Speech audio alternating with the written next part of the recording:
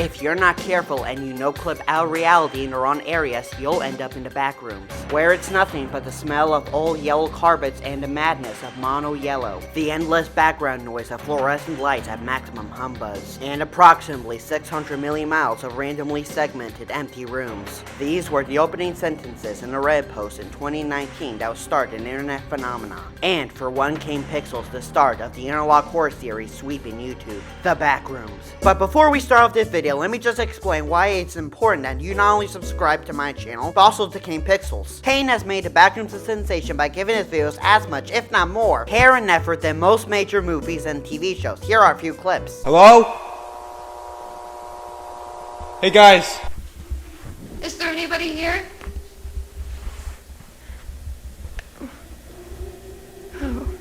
Hey guys, can you hear this? Hey! Pretty good stuff, right? And you wanna know what the real kicker is? Not only is this guy 17, but all those clips were entirely done in After Effects.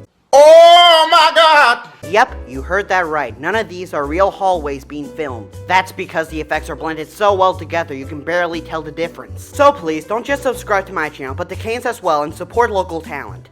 Thank you!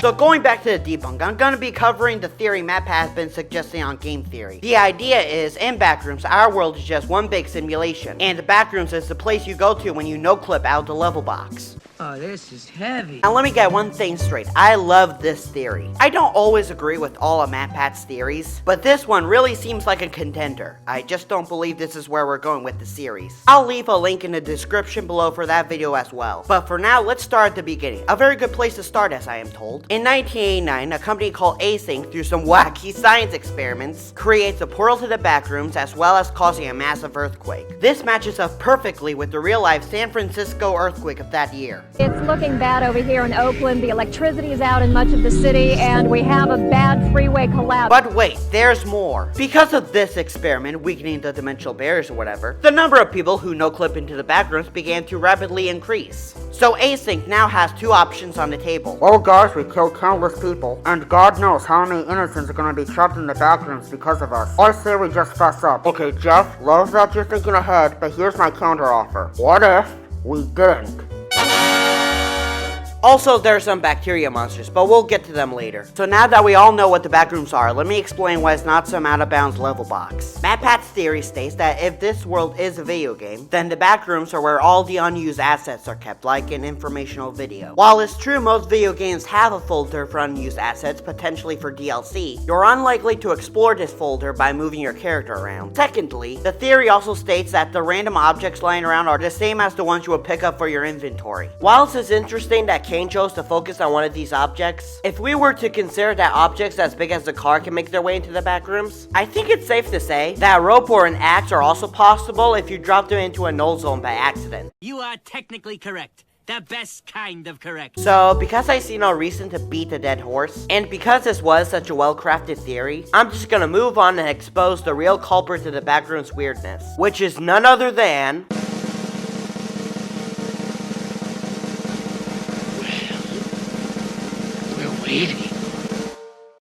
Async themselves. What?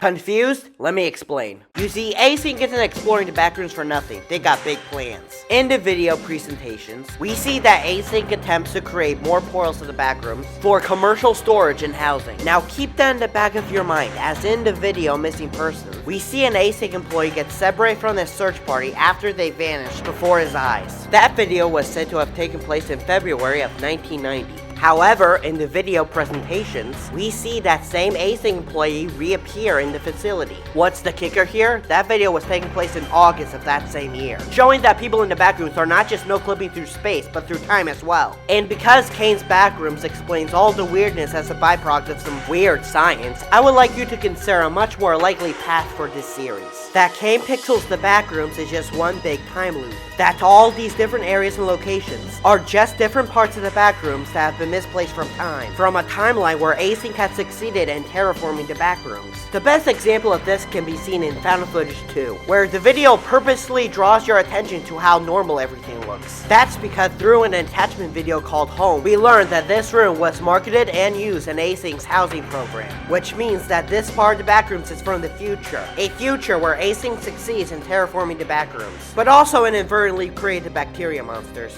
Yeah, I guess it's time to talk about that. While I can't pin down the what and when the bacteria monsters were created, but we do know it has some ties to Async, because of the same fungus growing in the abandoned Backrooms apartments.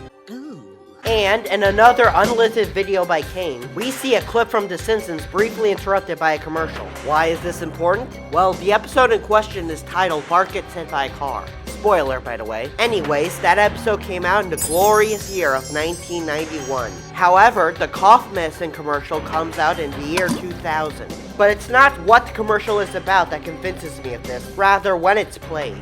That's the downside. Now here's the good part. You can ching, ching, ching. There, that exact moment is the biggest hint to this story. To me, what's being said here is just as much verbal as it is audio. You can ching, ching, ching. You can change the future. That somehow, or through someone, Async or Spy on the Inside will learn about all this, and through some wibbly-wobbly timey-wimey stuff, will use the Backrooms to transmit messages to Async's past, to warn Async from ever opening up the Backrooms to begin with. And that, folks, is the true story of the Backrooms. Theory debunked. Thanks for watching.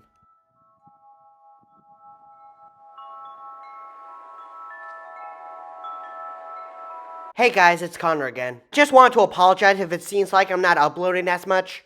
I had some scheduling issues at work, I've been fighting this cold. But I'm still here and I'm still trying to fine tune these videos, so thanks for watching.